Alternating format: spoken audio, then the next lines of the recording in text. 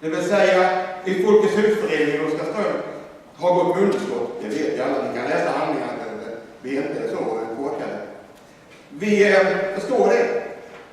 Men för att göra en möteslokal och en mötesplats värd namnet till Oskarshamn så skulle vi vara beredda att göra det.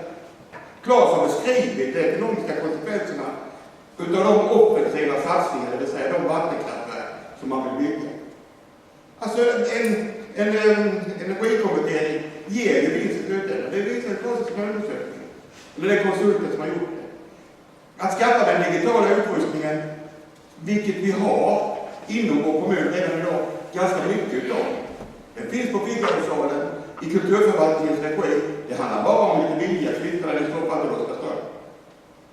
Men vill man inte, ledamöter, vill vi inte göra en möteslokal för Oskarshamnsborna, ja då använder man sig av de här formalia och de här mer eller mindre påhittade själv. Det handlar om vilja, sa Lars Elhajen nyss i talarstolen. Här handlar det mer om att vilja något bra på Oskarshamnsborna.